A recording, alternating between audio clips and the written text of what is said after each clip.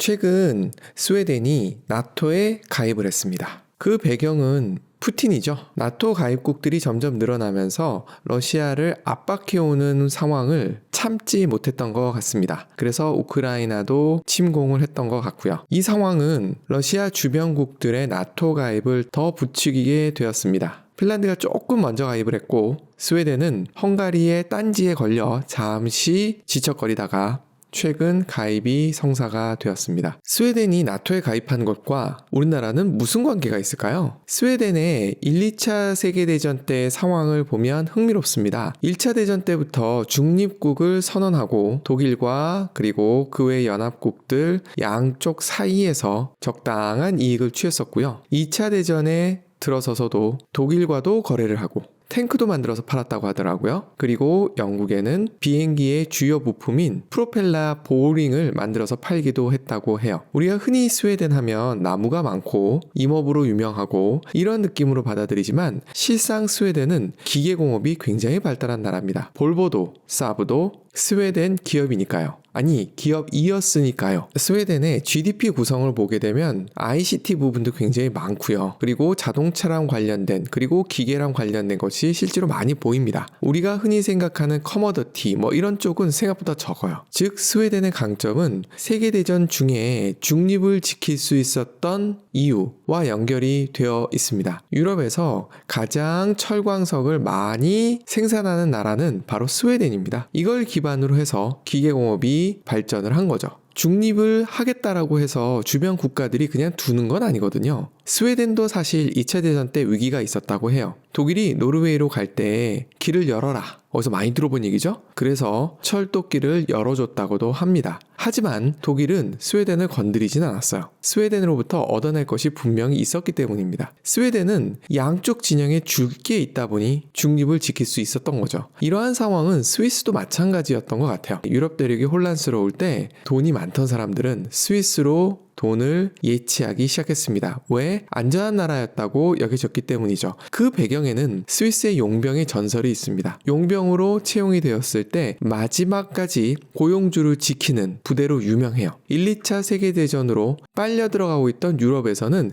스위스만큼 안전한 데가 없었던 거죠. 그래서 돈은 스위스로 모였고요. 2차 대전이 끝난 다음 밝혀진 일이지만 스위스는 독일에도 금융을 해줬다고 합니다. 독일은 스위스에 대한 중립은 인정해 주게 된 거죠. 힘이 있어서 중립을 지켰고 그 힘이 중립국가들을 더 부강하게 만듭니다. 스위스는 완벽한 금융국가가 되었고요. 스웨덴은 수출을 통해서 부를 축적합니다. 달러 인덱스를 살펴보면 스웨덴이 들어가 있어요. 저도 이걸 보면서 굉장히 의아했었거든요. 스위스는 워낙 유명하니까 그럴 수 있어 라고 생각했는데 스웨덴 네가 거기서 왜 나와? 이 느낌이었거든요. 1, 2차 세계대전 때의 상황을 보면 스웨덴이 그 안에 들어간 이유를 알 수 있는 거죠. 스웨덴은 2차 대전 이후 냉전 상태에서도 양쪽 진영에 잘 줄을 대고 계속적으로 돈을 벌어왔습니다. 그러던 상황에서 러시아의 움직임이 심상치 않게 된 거죠. 그래서 스웨덴은 선택을 하게 됩니다. 물론 이 이면에는 최근 스웨덴의 국가 경쟁력이 좀 떨어지는 부분도 같이 했던 것 같아요.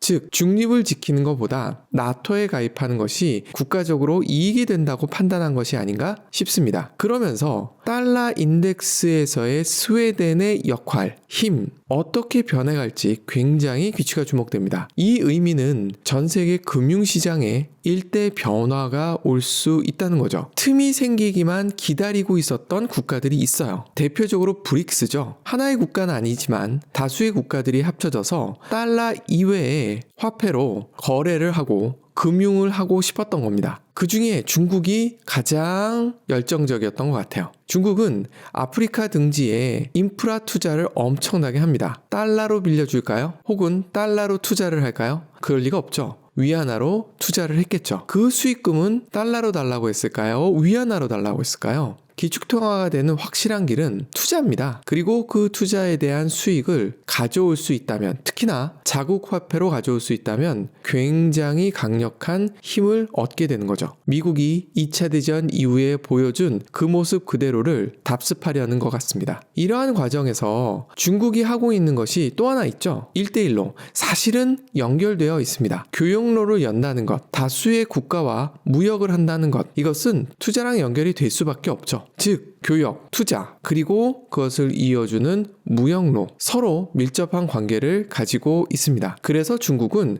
1대1로의 진심이었던 것 같습니다. 중국과 으르렁거리면서도 사이가 좋고 그러면서도 투닥거리는 인도. 인도는 무엇을 하고 있을까요? 인도는 미국이 실패하고 나온 땅인 아프가니스탄으로 진입하려 하고 있습니다. 아프가니스탄은 지도에서 보시는 바와 같이 내륙 국가입니다. 인도 입장에서는 파키스탄을 거쳐서 아프가니스탄으로 갈 수도 있겠지만 인도와 파키스탄은 사이가 그다지 좋지 않습니다. 붙어있는 나라가 사이가 좋은 경우는 흔치 않죠. 특히나 인도와 파키스탄은 예전에 영국이 뭉쳐놓은 하나의 국가였다가 종교적인 이유로 찢어지고 그 이후에도 계속적인 분쟁이 있었죠. 결국 인도가 핵을 만들고 파키스탄이 핵을 만드는 지경까지 이르게 되었습니다. 그러다 보니 인도는 아프가니스탄으로 가는 길을 새로 만들어야만 됐죠. 어딜 통해서? 역시 미국과 껄끄러운 이란을 통해서 가는 길을 만들어냅니다. 그러면 여기서 궁금증이 생깁니다. 왜 인도는 아프가니스탄으로 가는 길을 열까? 좀 더 정확하게 얘기하자면 인도가 열고 싶어하는 길은 중앙아시아로 들어가는 길이라 보는 것이 훨씬 더 맞을 것 같습니다. 또 하나의 사진을 보여드리는데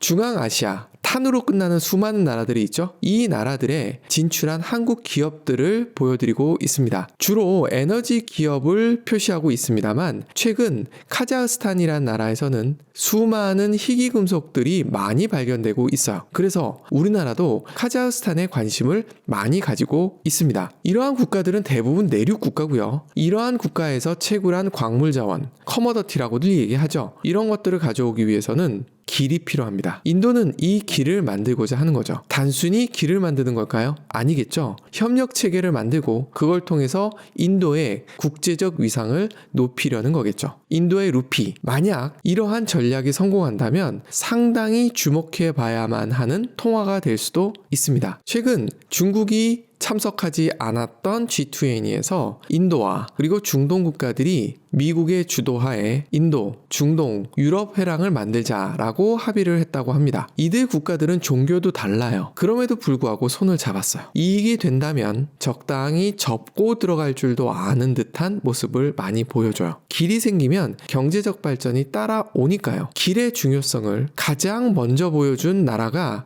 로마가 아닐까 싶습니다. 한니발 전쟁 당시 로마는 거의 패망 직전까지 몰려갑니다. 한니발의 놀라운 전법에 로마의 장군들, 시민병들은 맥없이 쓰러져 갔거든요. 그럼에도 불구하고 로마의 동맹국들이 버텨냈습니다. 한니발이 생각할 때는 자신이 대승을 몇 번 보여주면 로마의 동맹국들이 자기 편으로 돌아설 거라고 생각을 했던 것 같아요. 이 배경에는 한니발이 카르타고인이었다는 사실이 있는 것 같습니다. 카르타고의 동맹국과의 관계는 높은 세율로 세금을 걷는 등의 착취 구조였거든요. 다시 얘기해서 힘으로 누르고 그 힘에 의한 착취 구조였던 겁니다.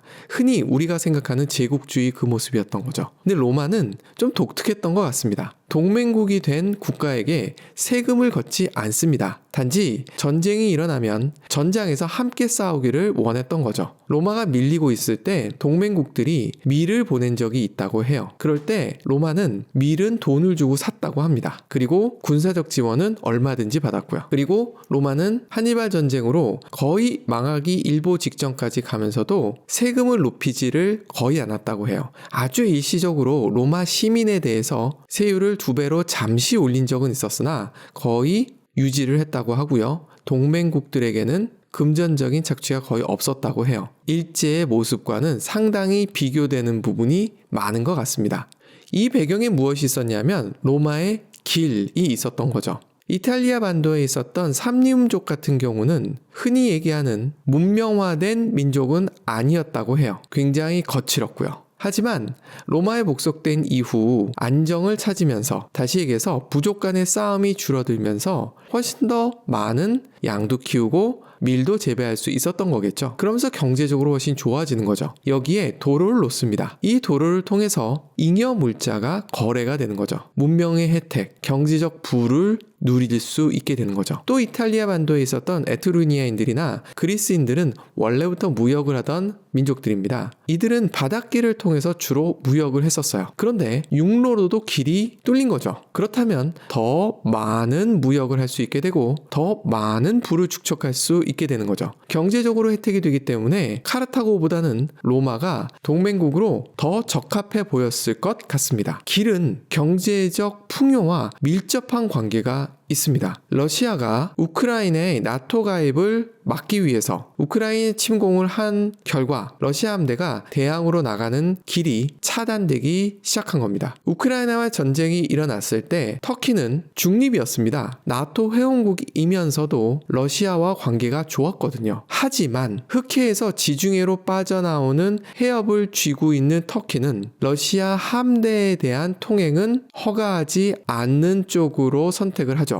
실제로는 보내줬을지는 모르겠으나 공식적으로는 허가하지 않습니다. 러시아의 주력 4개 함대 중에 하나인 흑해 함대가 지중해를 통해서 대양으로 나갈 수 있는 길목이 차단된 거죠. 그런데 이번에 스웨덴이 그리고 핀란드가 나토에 가입하면서 러시아의 또 하나의 주력 함대 중에 하나인 발트 함대가 나가는 길이 나토 우방국들로 꽉 채워지는 상황을 맞이하게 되었습니다. 그러면 러시아의 나머지 2개의 큰 함대는 어디 있을까요? 하나는 스웨덴과의 국경, 다시 얘기해서 북극해 쪽에 있습니다. 그리고 또 하나는 바로 우리 위쪽에 있죠. 지도를 북극 중심으로 보는 연습을 많이 해봐야 하지 않나 생각이 듭니다. 러시아를 두고 북극에서 약간 러시아 쪽으로 시선을 내려서 지도를 살펴보면 러시아가 남쪽과 서쪽으로 나가는 길이 거의 차단됐음을 볼 수 있습니다. 물론 최근에 온난화를 통해서 북극 쪽으로 나갈 수 있는 길이 좀 더 열리기는 했어요. 하지만 그쪽도 온통 나토 회원국입니다. 시선을 돌려서 오호츠크해 쪽으로 오는 거죠. 상대적으로 넓게 열려 있는 게 보입니다. 러시아가 어디에 힘을 쓰고자 할까요? 1904년 고종 황제가 중립 외교를 선포했을 때가 생각이 났습니다. 청나라와 일본이 한번 붙었고요. 그리고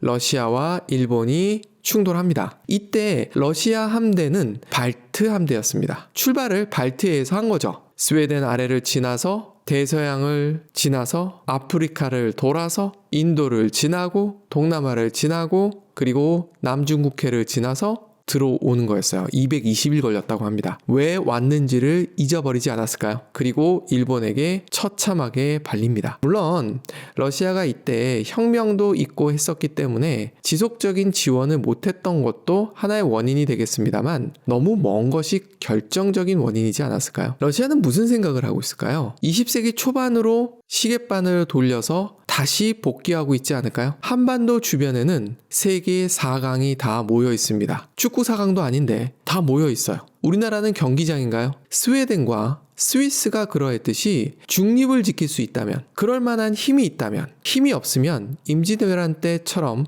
정명가도, 일제가 한반도를 식민지화했을 때도 같은 이유였거든요. 놈들이 싸우는 경기장이 될 것이냐, 20세기 초처럼, 아니면 통행료를 징수해서 경제적 부를 얻고 세계적인 국가로 발돋움할 수 있을 것이냐. 스웨덴의 나토 가입이라는 지구 반대편에서 일어난 일이 한국에게는 위기 혹은 엄청난 기회일지도 모릅니다. 북극 중심으로 지도를 다시 한번 보게 됩니다. 감사합니다.